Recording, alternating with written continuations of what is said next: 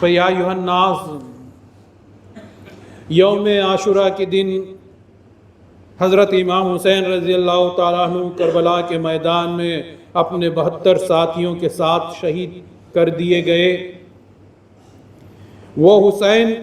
رضی اللہ تعالیٰ عنہ جو سید الانبیاء کے کاندھوں پر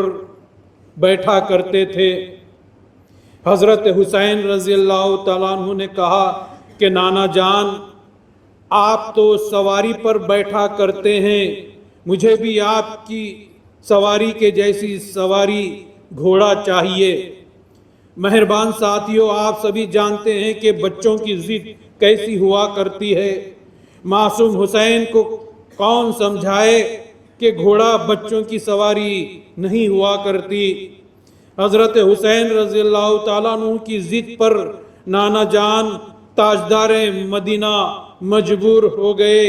آپ نے اپنے دونوں ہاتھوں کو زمین پر رکھا اور گھٹنوں کے بل زمین پر گھوڑا بن گئے، اور حسین رضی اللہ تعالیٰ عنہ سے کہنے لگے کہ اے حسین، چلیے، گھوڑا تیار ہے، پیٹھ پر بیٹھ جائیے۔ سواری کون بنے؟ وہ رسول جس کی سواری شب معراج میں براق ہوا کرتی تھی، وہ رسول جو حسین کے لیے سواری بنے کہ براق پر جن کے ساتھ حضرت جبرائیل امین بیٹھے ہوئے تھے، وہ رسول سفر سبحان الذی اسرا یعنی آسمانوں کی طرف کی سیر پر تھے، وہ رسول حسین کی سواری بنے جن کی منزل دنا فتدلا فقاب قوسین تھی، وہ رسول حسین کی سواری بنے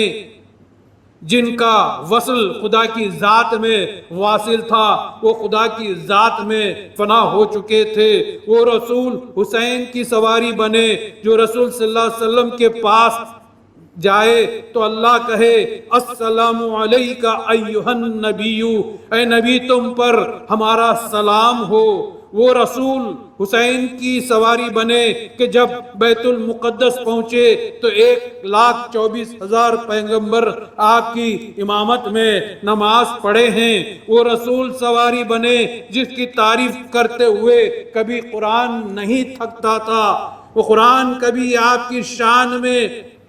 وَلَلْآخِرَةُ خَيْرٌ لَكَ مِنَ الْأُولَىٰ کہتا تو کبھی وَرَفَعْنَا لَكَ ذِكْرَكَ کی تعریف آپ کی شان میں قرآن کرتا ہے، کبھی آپ کی شان میں قرآن کہے دنا فتدلا فقاب قوسین، قرآن تعریف کرتے چلا گیا رسول اکرم صلی اللہ علیہ وسلم کی۔ پھر سوچا کہ اگر رسول کی تعریف کا سلسلہ یوں ہی چلتا رہا تو قرآن کی آیتیں بڑھتی چلے جائیں گی، قرآن کسی کو حفظ بھی کروانا ہے۔ جب قرآن نے دیکھا کہ تعریفوں کی آیتیں بڑھتی جا رہی ہیں پھر بھی تعریف کا حق ادا نہیں ہو رہا ہے تو آخر میں کہہ دیا کہ انا اعطیناک الکوثر، اے محمد ہم نے تم کو کوثر عطا کر دیا۔ سب سے بڑھ کر اور سب سے آخری تعریف یہی کہی جائے گی۔ کوثر یعنی وہ چیز جو کبھی ختم نہ ہونے والی ہو، چاہے وہ تعریف ہو یا امت محمدی ہو، جتنی بھی خوبیاں ہو سکتی تھی سب اللہ نے تمہیں دے دی ہیں۔ یہ کہہ کر بات قرآن نے مکمل کر دی۔ وہ شان والے محمد صلی اللہ علیہ وسلم کو اللہ بھی کہتا ہے کہ اے محمد ہم نے نہ صرف ساری چیزیں، ساری نعمتیں آپ کو دے دی بلکہ ہم نے اپنے آپ کو تمہیں دے دیا ہے۔ سیدنا عمر فاروق رضی اللہ تعالیٰ عنہ نبی صلی اللہ علیہ وسلم کی یہ ساری خوبیاں جانتے تھے، اس لیے حضرت امام حسین رضی اللہ تعالیٰ عنہ کو نبی صلی اللہ علیہ وسلم کی پیٹھ پر سوار دیکھ کر کہا کہ سواری کتنی اچھی ہے۔ بہرحال حضرت امام حسین رضی اللہ تعالیٰ عنہ نے جب کہا تھا کہ مجھے گھوڑا چاہیے، نبی صلی اللہ علیہ وسلم جب خود گھوڑا بنے اور کہا کہ اے حسین تیری سواری تیار ہے، حسین رضی اللہ تعالیٰ عنہ نے پوچھا کہ نانا جان آپ جب گھوڑے پر سوار ہوتے ہیں تو لگام آپ کے ہاتھ میں ہوتی ہے، میرے لیے لگام کہاں ہے؟ تو نبی صلی اللہ علیہ وسلم نے اپنے بالوں کو لمبی لمبی زلفیں آپ کی حضرت حسین کے ہاتھ میں دے دیں، جن زلفوں کی قرآن تعریف کرتا ہے۔ جب اس منظر کو دیکھا تو عمر فاروق رضی اللہ تعالیٰ عنہ نے کہا کہ کتنی اچھی سواری ہے، تو حضور صلی اللہ علیہ وسلم نے فرمایا کہ اے عمر، سوار بھی کتنا اچھا ہے۔ نانا کی پیٹھ پر کون سوار تھا جس کی تعریف نانا نے کر دی، کیونکہ سواری کے مقام کو نانا جانتے تھے، اس لیے تو کہا کہ حسین مجھ سے ہیں اور میں حسین سے ہوں۔ ہمارے آقا نبی صلی اللہ علیہ وسلم امام حسین رضی اللہ تعالیٰ عنہ سے کس قدر محبت رکھتے تھے، سن لیجئے کہ ایک مرتبہ نبی صلی اللہ علیہ وسلم صحابہ کے ساتھ کہیں جا رہے تھے، راستے میں ایک بچہ کھیل رہا تھا، نبی صلی اللہ علیہ وسلم اس کے قریب گئے اور اس کے سر پر ہاتھ رکھا، اس کی پیشانی کو چوما اور اسے دعائیں دیں۔ صحابہ کرام رضی اللہ تعالیٰ عنہ نے پوچھا کہ یا رسول صلی اللہ علیہ وسلم، اس بچے سے اس قدر محبت کی وجہ کیا ہے؟ تو حضور صلی اللہ علیہ وسلم نے فرمایا کہ میں نے ایک مرتبہ دیکھا ہے کہ حسین کہیں جا رہے تھے، اس بچے نے دیکھا کہ امام حسین رضی اللہ تعالیٰ عنہ کے قدم جس جگہ پڑ رہے تھے، ان کے قدموں کی مٹی کو لیتا، چومتا اور پیشانی کو لگایا کرتا تھا۔ جو میرے حسین سے پیار کرے میں اس سے پیار کرتا ہوں، اور جس سے میں پیار کرتا ہوں اللہ اس سے محبت کرتا ہے۔ لہٰذا یہ ماہ محرم امام حسین رضی اللہ تعالیٰ عنہ کی شہادت، جو نبوت کے حسین ہیں، وہ ماہ محرم ان کی یاد ہے۔ اور دوسری بات یہ کہنا چاہتا ہوں کہ یہی وہ مہینہ ہے کہ حضرت بندگی میاں سید محمود سیدن جی خاتم المرشدین رضی اللہ تعالیٰ عنہ کی شہادت، جو ولایت کے حسین جن کو کہا جاتا ہے، ان کی بھی شہادت اسی مہینے میں ہے۔ ایک نبوت کے حسین اور ایک ولایت کے حسین، اور دونوں کی سیرت و زندگی کے حالات یکساں آپ دیکھتے چلے جائیں گے۔ دونوں کے حالات ایک ہی طرح کے ہیں۔ امام حسین رضی اللہ تعالیٰ عنہ جو نبوت کے حسین ہیں، اور بندگی میاں سید محمود سیدن جی خاتم المرشدین رضی اللہ تعالیٰ عنہ جن کو ولایت کے حسین کہا جاتا ہے۔ حضرت امام حسین رضی اللہ تعالیٰ عنہ کی بشارت اور پیشن گوئی حضور نبی کریم صلی اللہ علیہ وسلم نے بتلائی تھی۔ امام حسین رضی اللہ تعالیٰ عنہ ابھی کم سن بچے تھے، اور آپ کے شہادت کے واقعات اور مقتل کی جگہ کے اشارے نبی کریم صلی اللہ علیہ وسلم کر چکے تھے۔ ادھر حضرت مہدی موعود علیہ السلام نے حضرت خاتم المرشدین سید محمود سیدن جی خاتم المرشدین رضی اللہ تعالیٰ عنہ کے اس دنیا میں تشریف لانے سے پہلے آپ کے بارے میں فرما دیا تھا کہ بھائی سید محمود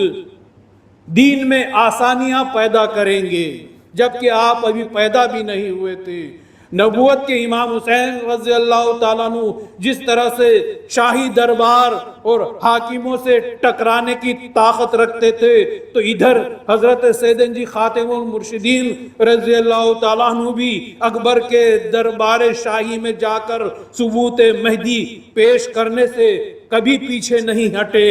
اکبر کے دربار میں علماء کرام کے مجموعے سے ثبوت مہدی پیش کرنے کے بعد حضرت خاتم المرشدین رضی اللہ تعالیٰ عنہ جب واپس لوٹنے لگے تو اکبر نے علماءوں سے کہا کہ یہ سید محمد مہدی جون پوری کے نواسے ہیں، لیکن ان کے چہرے کا جمال بتلاتا ہے کہ اگر وہ خود مہدی ہونے کا دعویٰ کریں تو بھی ان کے دعوے کو رد نہیں کیا جا سکتا۔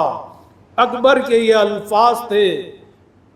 ادھر امام حسین رضی اللہ تعالیٰ عنہ اپنے نانا نبی کے دین کو بچانے کے لیے میدان کربلا میں کود پڑتے ہیں، تو ادھر حضرت سیدن جی خاتم المرشدین رضی اللہ تعالیٰ عنہ اپنے نانا مہدی موعود ہونے کا ثبوت پیش کرنے کے لیے اکبر کے دربار شاہی میں جاتے ہوئے اپنے صحابہ سے یہ فرماتے ہیں کہ نام مہدی پر اپنے جسم کی بوٹی بوٹی کروانے کی ہمت جو رکھتا ہو وہی میرے ساتھ اکبر کے دربار میں آئے۔ تو دیکھیے کہ نام مہدی پہ کتنا قربان ہونے کے لیے، ہر ذرہ ذرہ اپنے جسم کی بوٹی بوٹی کروانے کے لیے وہ تیار تھے۔ اس قدر مہدی علیہ السلام سے اور عقیدت اور محبت آپ کے بتلائے ہوئے دین سے لائے ہوئے دین سے محبت تھی۔ آزمائشوں کا دور انہی اللہ کے نیک بندوں کے لیے ہوتا ہے جو اللہ سے عشق کرنے کا دعویٰ رکھتے ہیں اور اللہ کی خاطر جیتے ہیں اور اللہ کی خاطر مرتے ہیں۔ ہمارا امتحان بھی ہے، ہر شخص کا امتحان ہے۔ ہمارا امتحان یہ ہے کہ جن بزرگوں نے نبوت اور مہدویت کے لیے قربانیاں دی ہیں اور شہنشاہوں کے دربار میں ثبوت پیش کیے ہیں، اب ہمیں کس ثبوت کی ضرورت ہے جبکہ ہمارے بزرگان دین نے ثبوت مہدی میں اپنی جان تک لٹا دی اور ثبوت بھی دے دیے۔ ایسی کیا مجبوری ہے کہ ہم آج اتنی آسانی سے اپنے عقیدوں سے ہٹتے ہوئے نظر آ رہے ہیں؟ ہمارے لیے یہ امتحان ہے کہ جب مہدی موعود علیہ السلام نے یہ فرما دیا ہو کہ مہدی اور مہدویت قیامت تک باقی رہے گی، تو ہمیں ایسے دین پر ثابت رہنا ہی ہمارے لیے اللہ کی جانب سے امتحان ہے۔ اللہ کی بارگاہ میں دعا ہے کہ اے باری تعالیٰ تو ہمیں بطفیل رسول و مہدی کے اپنے عقیدے پر قائم رہنے کی توفیق عطا فرما، ہمیں صبر عطا فرما، ہمیں نماز قائم کرنے والا بنا دے اور ہمارے اندر چل رہی حق و باطل کی جنگ میں ہمیں حق پر چلنے کی توفیق عطا فرما۔ آمین ثم آمین۔ بارک اللہ لنا ولکم فی القرآن العظیم ونفعنا وإیاکم بالآیات والذکر الحکیم، انہ تعالی جواد ملک بر رؤوف رحیم۔